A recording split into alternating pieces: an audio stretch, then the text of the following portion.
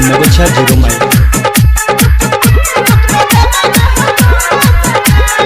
DJ मिट्ठू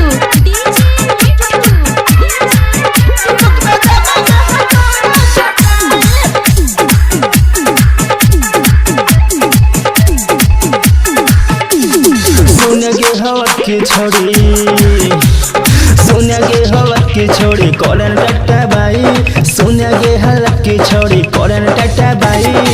चमुक में देवोगे हथौड़ा सटाई, चमुक में देवोगे हथौड़ा सटाई। नखरा न दिखावे छोड़ी, नखरा न दिखावे छोड़ी लेबोगे पटाई, नखरा न दिखावे छोड़ी लेबोगे पटाई।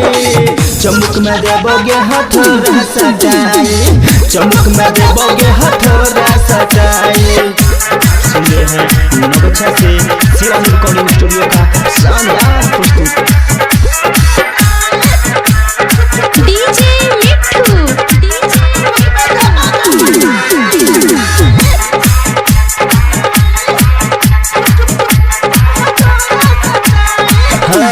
सलमा जी के बेटा छिए करे न बुराई, छेनी से हथौड़ा लेके करबोगे चढ़ाई।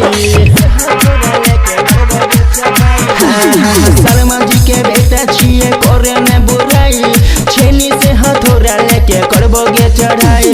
जखन करबे माई माई आई तो घेरुआई, लाइन देबो मेडिकल से दर्द के दवाई। आगे कुछ नहीं होतो, आगे कुछ नहीं हो तो करबोगे भलाई, आगे पीछे कुछ नहीं तो करबोगे भलाई।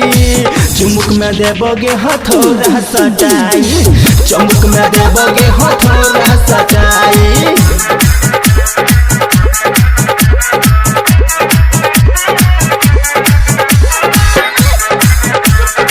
डीजे मिट्ठू